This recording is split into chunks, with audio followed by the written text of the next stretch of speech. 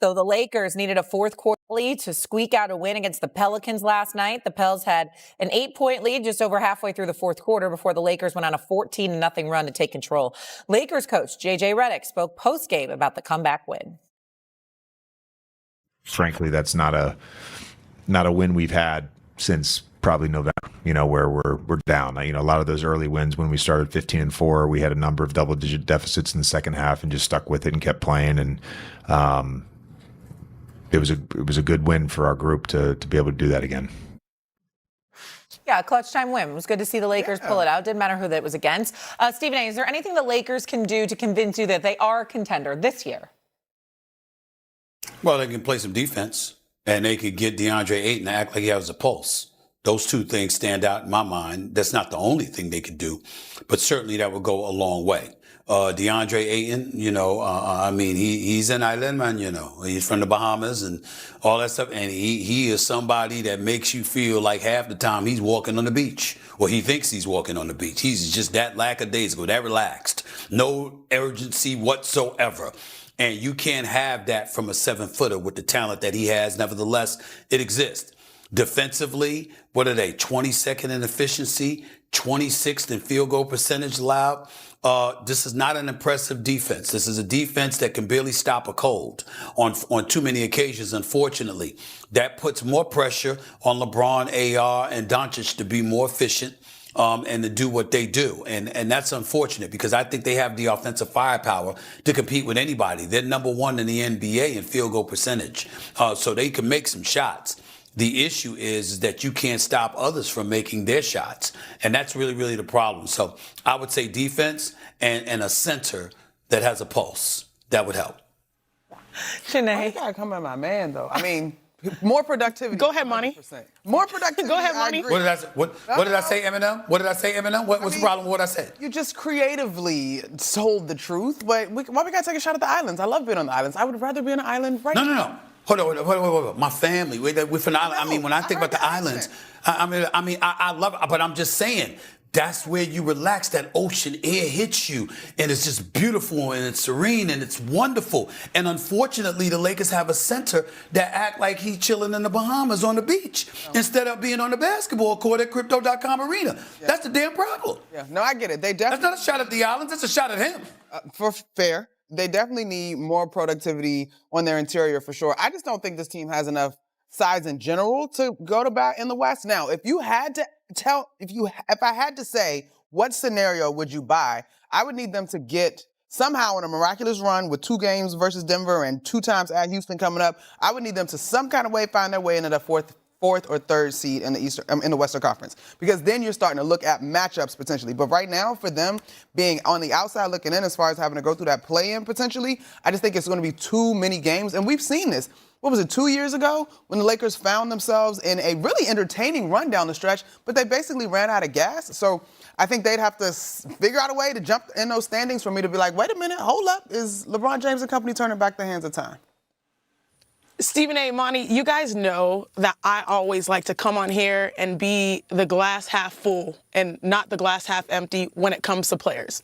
But I'm not going to lie, when I was watching the game yesterday and the Lakers were playing with their food a little bit, the game was closer than it needed to be. There was a stretch where DeAndre Ayton, they gave him a bounce pass that was wide open, a beautiful pocket pass slipped through his hands. Then he got a board, I think an old board, and then got swiped from behind, got blocked from behind. Fortunately, LeBron James still trusted his teammate. And then on the fast break, we were also in the middle of a LeBron James flurry of multiple dunks in fast break. He dishes it out to DeAndre Ayton, who knocks it down and, slams the alley-oop. And I'm like, oh, thank goodness, because I was cringing oh, no, this is just a bad situation when it comes to their bigs. And my answer is that, Again, I played for the Los Angeles Sparks. I understand the city, Los Angeles. It's been embedded in my family. This is my home right now. When you wear the purple and gold, you have the expectation to always say we are going to be a championship team sooner now than rather later. But this is just not the team by design, by construction. It's unfortunate. And you're right.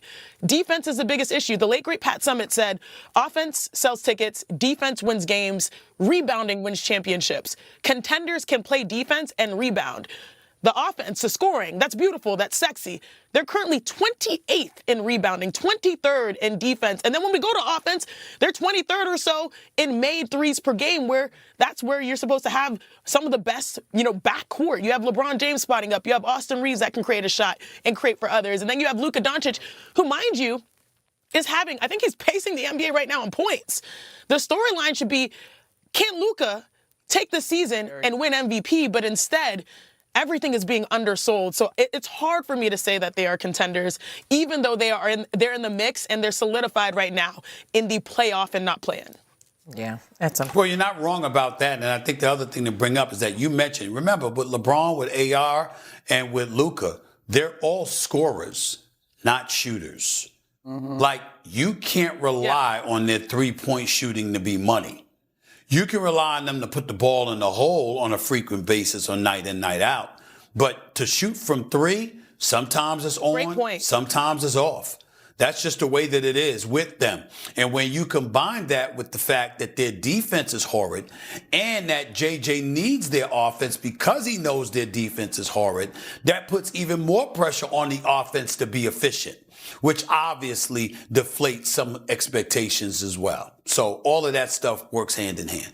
Yeah, that's unfortunate. LA has the night off tonight. Obviously, they're coming off a win over the Pelicans last night where they rallied late. I'm so surprised. So surprised. Went over the Pelicans. I'm so surprised. Go ahead. I loved that. No, totally. Coming up on First Take, Ant-Man. And they didn't really add what they needed. They didn't really do much. Yeah, it's really about reinventing this team around Luka Doncic and building the kind of team that Dallas had in its last couple of years. That means finding someone that is maybe a better fit than DeAndre Ayton to be that Derek Lively, Daniel Gafford. Hell, maybe it is Daniel Gafford. Just find somebody that can fit into that role. Look out for more 3-and-D type of players that fit the Dorian Finney-Smith, PJ Washington type of mold. They just really want to make Dallas 2.0. I think they feel they can succeed with a backcourt of Luka and Austin Reeves. Even though there are defensive challenges there, they believe they can succeed with those two guys if they get the right type of players in that front court. So I think it's going to be all about finding, the Dallas versions of those players that I mentioned this offseason. Yeah, and that was my next question for you. Do they go all in this summer on Austin Reeves? And if they do, are teams scared of that duo, going forward? Are you scared of that duo?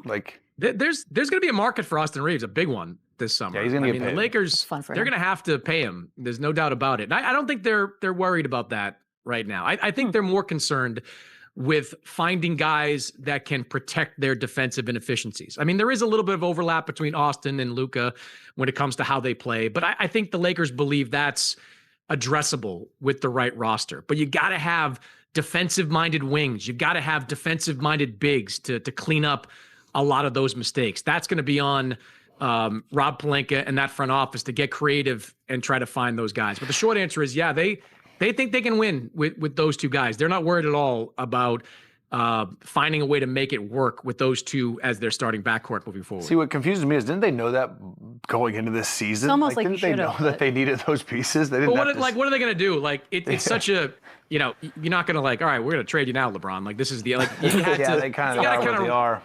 You got to kind of ride this thing out. You got to see what happens. And look, the JJ stuff is interesting. I think JJ is still in a good place in LA, but the Lakers, they've found a message they think works. Everything is bigger in Los Angeles. People are making more to do about it there than it would be otherwise.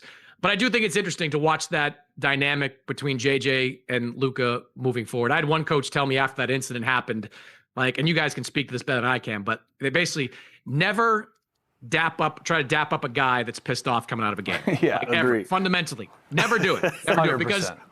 Best case scenario is you get a weak handshake. Worst case is you get that, where exactly annoyed by what happened to Luka and he's got to go down the end of the bench. I think JJ is still trying to find a balance between being friends with these guys, which he was as recently as 2 years ago, and being the head coach of these guys and having to discipline and say certain things that might not, lead to the best kind of friendship between them. I still think he can figure it out. He's a smart guy, but I still think he's trying to find that balance as the head coach. Wait, you know what's funny about that? Because you would think JJ as a player would have been irritated if a coach tried to do that to him. So it's kind of funny that he's like trying to figure that out. Yeah. No, it's the same thing.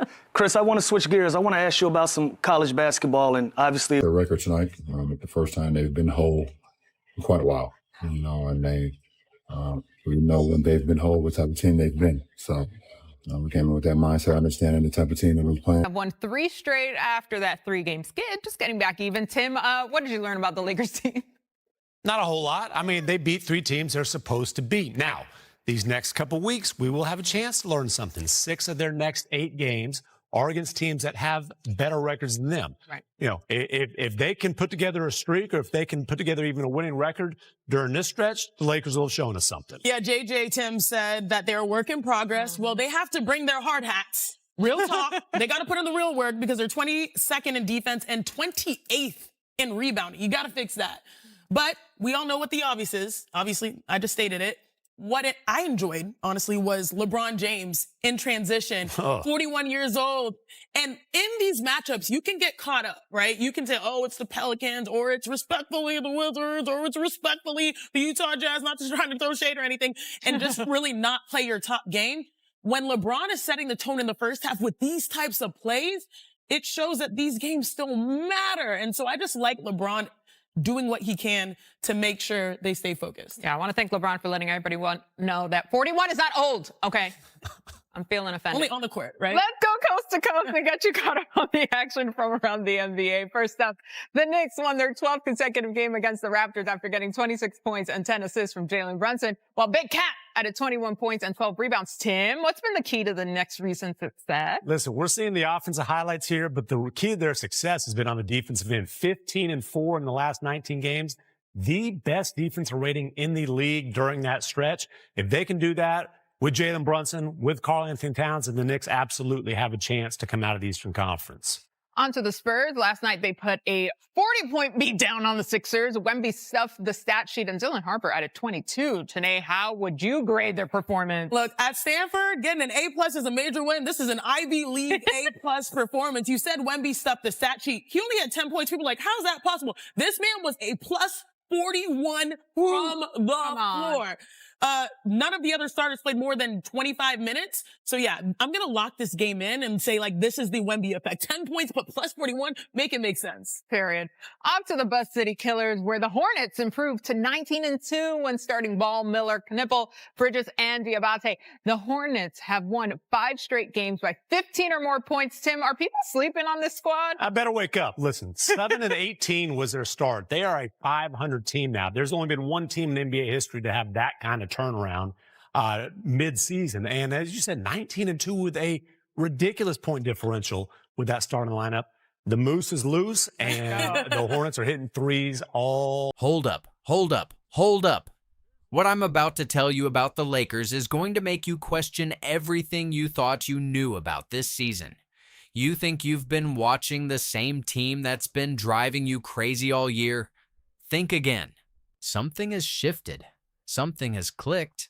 And honestly, what happened in these last 3 games has me wondering if we've been looking at this whole thing completely wrong. I'm talking about defensive numbers that will make you do a double take. I'm talking about a sideline moment that went viral for all the wrong reasons, but might actually be the best thing that's happened to this team. I'm talking about a role player who JJ Redick calls a blender, and once you understand what that means, you'll see why opposing coaches are probably having nightmares. But here's the thing that's got me really shook.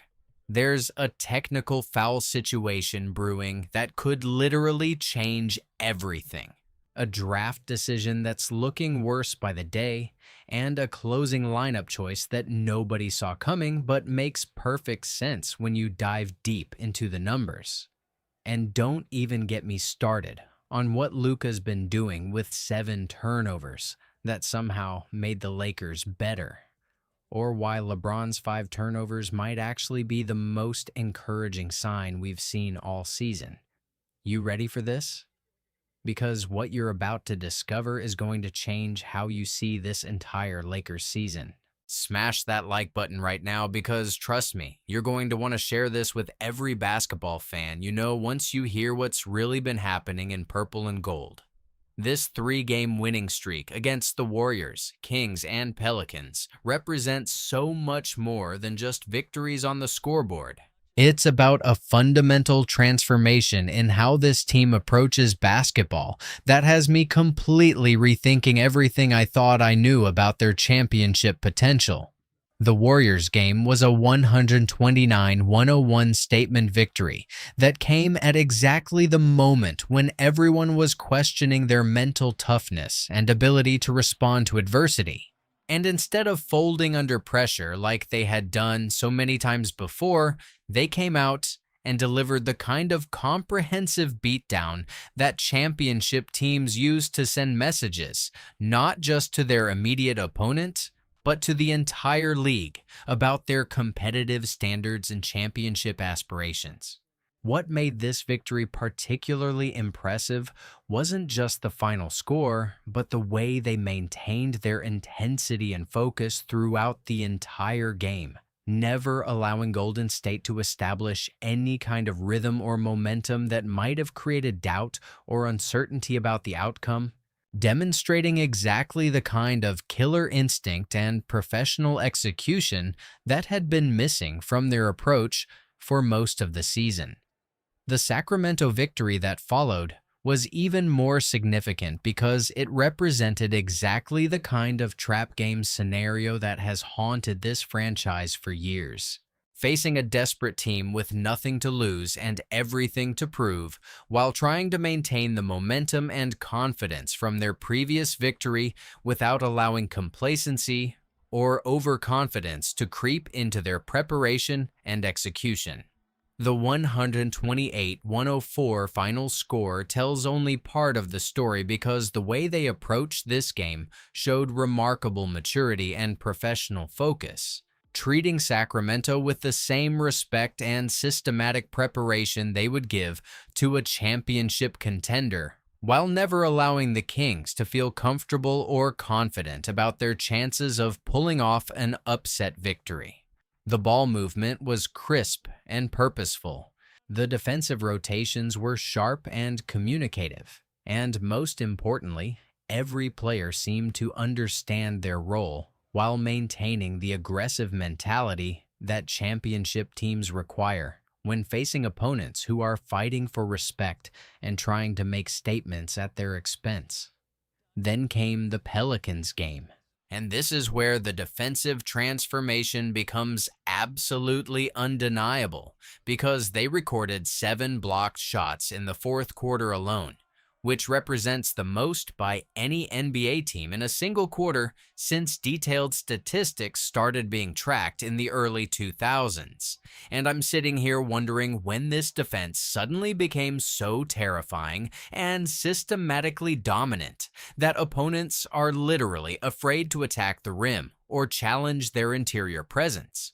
The 110-101 victory might appear closer than the previous 2 games, but it demonstrated something even more valuable than blowout victories. The ability to win ugly when their offensive flow wasn't clicking perfectly, grinding out a crucial victory through defensive intensity and championship-level execution during the moments that matter most for determining game outcomes and building the kind of confidence that carries teams through demanding playoff competition.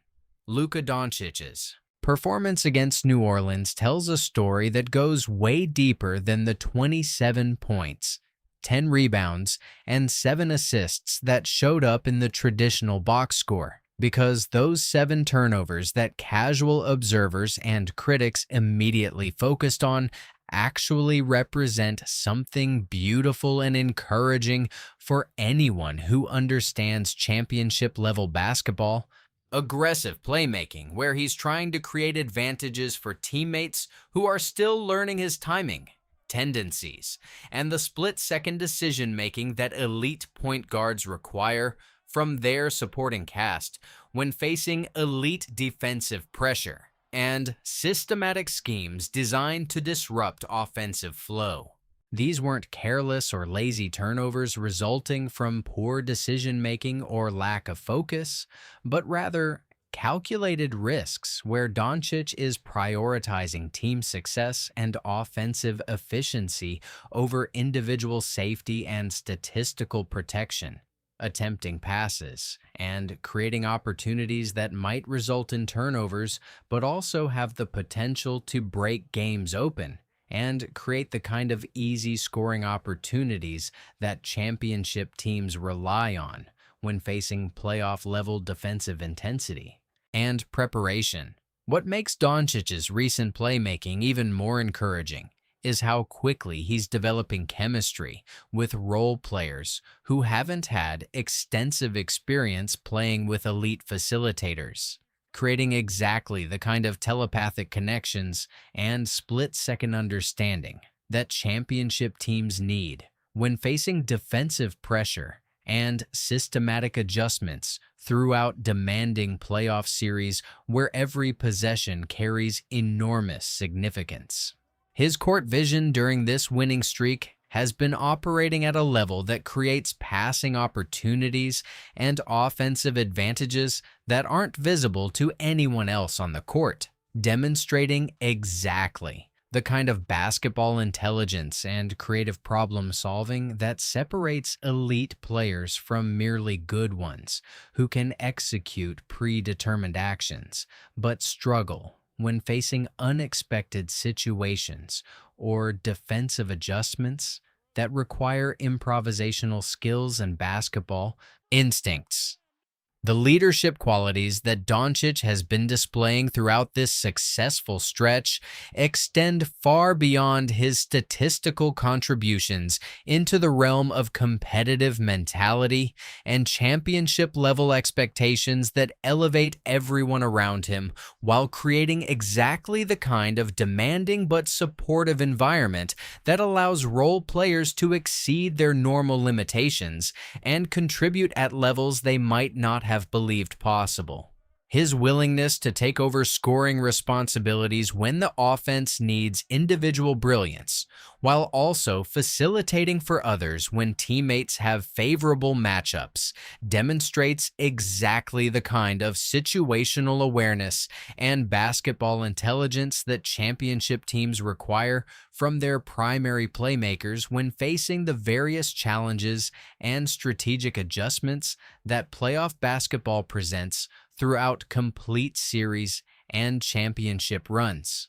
LeBron James continues to operate like Father Time forgot to send him the memo about aging and declining production, putting up 21 points, 7 rebounds, and 7 assists against the Pelicans, while demonstrating how seamlessly he's adapted to playing with another elite playmaker without sacrificing his own effectiveness or impact on winning basketball.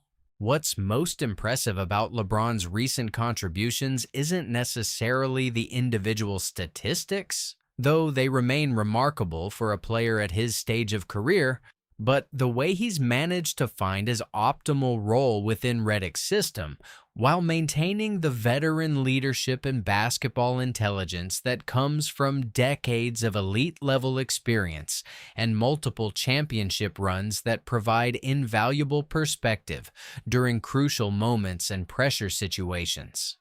Those 5 turnovers against New Orleans tell the same story as Luka's.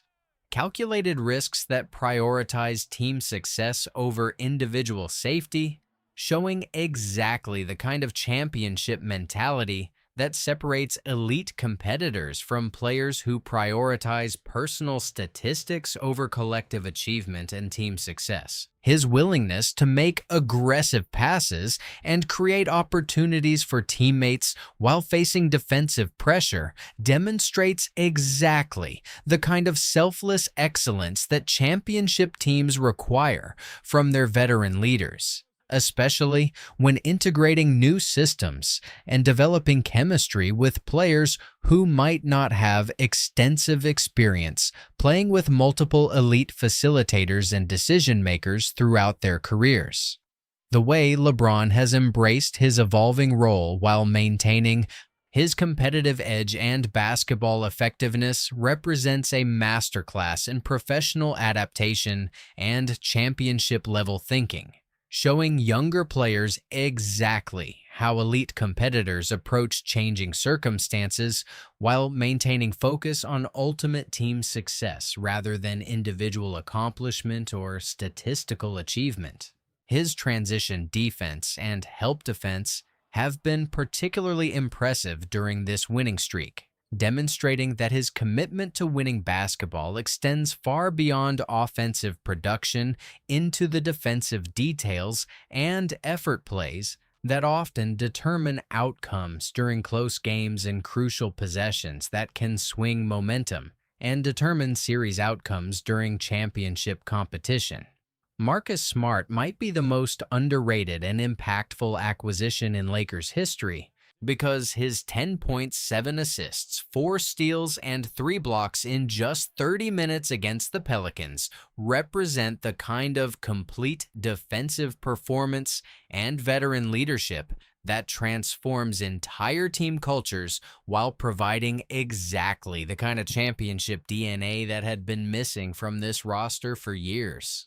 His ability to accumulate 7 stocks, steals plus blocks combined, in a single game while finishing plus 13 demonstrates elite-level defensive playmaking that creates additional possessions and easy transition opportunities while disrupting opposing offenses in ways that extend far beyond traditional statistical categories into the realm of winning basketball that championship teams rely on during crucial moments and pressure situations.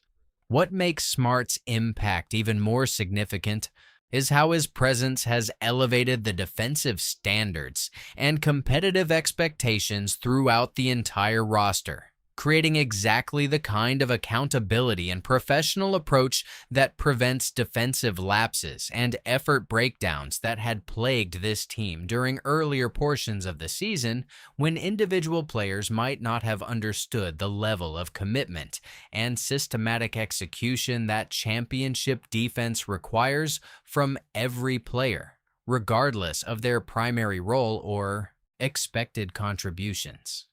His basketball intelligence on the defensive end has been particularly valuable, consistently making the right rotations and providing help in exactly the right spots while maintaining his own defensive responsibilities and assignments, demonstrating the kind of veteran wisdom and situational awareness that allows teams to maintain their defensive integrity, even when facing complex offensive schemes and elite individual talent that can exploit any breakdown or miscommunication. The communication and leadership that flows from Smart throughout defensive possessions has been transformative for a team that had struggled with defensive coordination and systematic execution for most of the season, as players are now rotating more confidently and making decisions more quickly because they trust the information and guidance they're receiving from their defensive quarterback, who understands championship-level basketball and the details that separate good teams from great ones. His offensive contributions, while secondary to his defensive impact, have been perfectly timed and executed, hitting crucial shots and making smart decisions with the ball when his number has been called in the offensive system, proving that winning players find ways to contribute regardless of their primary role or the specific ways they're asked to impact team success.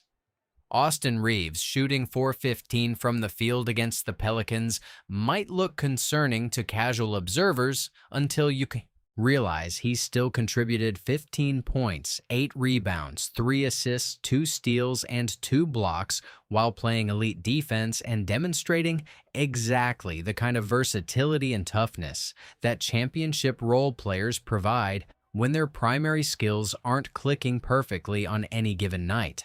His ability to impact winning through hustle, defense, and basketball intelligence, rather than just scoring efficiency, represents exactly what championship teams need from their supporting cast members when facing elite competition that can neutralize specific skills or create challenging matchup situations that require players to contribute in different ways than they might prefer or be most comfortable executing. The injury scare when he hit his funny bone during contact with Zion. Williamson briefly terrified everyone watching because losing Reeves would create significant challenges for their rotation and playoff preparation. But his immediate return to action and post-game explanation that it was nothing serious demonstrated both his toughness and his commitment to team success over personal comfort or safety concerns. What's been most encouraging about Reeves throughout this winning streak is his willingness to embrace different roles depending on what the team needs. Whether that means taking on primary scoring responsibilities when other players are struggling, or focusing on facilitating in defense when teammates are carrying the offensive load, and his individual scoring isn't required for team success. His defensive contributions have been particularly valuable because his size and athleticism allow him to guard multiple positions while his basketball intelligence helps him make the right decisions about when to provide help and when to stay disciplined in his individual assignments, creating exactly the kind of versatility and reliability that allows coaching staffs to make strategic adjustments and deploy different defensive schemes without worrying about execution or individual players being unable to handle their responsibilities effectively. The 8 rebounds he grabbed against a Pelicans team with significant size advantages demonstrate his willingness to do the dirty work that championship teams need from every player on their roster, regardless of their primary role or the specific ways they're expected to contribute to team success during different game situations and competitive circumstances. Luke Kennard's impact as what JJ Redick calls a blender has revolutionized this offense in ways that don't show up in traditional statistics or highlight reels, because his 9 points against the Pelicans represent just a fraction of his actual value to this team's championship aspirations and systematic execution. He's currently shooting 49.7% from three-point range this season, while creating the kind of spacing and movement that forces defenses into impossible decisions about rotation responsibilities, help defense, and closeout timing that consistently result in advantages for the Lakers' primary offensive weapons and create easy scoring opportunities that might not exist without his presence and basketball intelligence. What makes Kennard particularly valuable isn't just his exceptional shooting ability, though his career-high efficiency certainly helps open up the entire offensive system, but his understanding of spacing, timing, and the subtle movements that create advantages without requiring the ball in his hands or predetermined offensive actions that might telegraph intentions to opposing defenses. His constant motion and shooting threat create close-out advantages that benefit everyone on the court while forcing defenders to make split-second decisions that often result in breakdowns and open opportunities for teammates who understand how to exploit the advantages that his movement and presence create throughout offensive possessions. The way he's been able to integrate so seamlessly into Redick's offensive concepts despite having limited time to develop chemistry with his new teammates demonstrates both his basketball intelligence and his professional approach to learning new systems and adapting to different roles depending on what the team needs for optimal effectiveness. His movement without the ball has been particularly impressive, creating constant action and forcing defenders to make decisions that often result in defensive breakdowns and easy scoring opportunities for the Lakers' primary offensive weapons, while never allowing opposing teams to become comfortable or predictable in their defensive assignments and responsibilities. The trust that Doncic and LeBron have developed in Kennard's ability to make the right play has been evident throughout this winning streak, as they're consistently finding him in spots where he can either shoot when defenses close out improperly or create for others depending on how the defense reacts to his presence and the specific advantages that his movement and positioning have created throughout offensive possessions. His decision-making when facing different defensive reactions has been excellent, demonstrating exactly the kind of basketball intelligence and situational awareness that championship teams require from their role players when facing elite competition that can adjust and counter basic offensive actions. J.J. Redick's experimental coaching approach during this winning streak has been absolutely brilliant, using games against inferior competition as laboratories for testing playoff concepts while maintaining competitive standards and building the systematic understanding that becomes crucial when facing elite opposition during high-pressure situations where every possession and decision carries enormous significance for ultimate success. His willingness to prioritize long-term development and systematic understanding over short-term comfort and immediate effectiveness demonstrates exactly the kind of intelligent preparation and strategic thinking that separates championship coaches from those who simply manage talent and hope for the best when facing challenging competition and pressure situations. Those 45-minute practices that emphasize quality over quantity demonstrate his understanding of player management, preparation, and the balance between systematic development and physical maintenance that allows teams to peak at exactly the right moments rather than burning out during crucial stretches of demanding schedules. His systematic approach to testing different offensive actions, defensive concepts, and lineup combinations during comfortable game situations has provided invaluable data about what combinations work best and what adjustments might be necessary when facing different styles of play and strategic approaches throughout the demanding playoff schedule that requires teams to adapt and counter various challenges.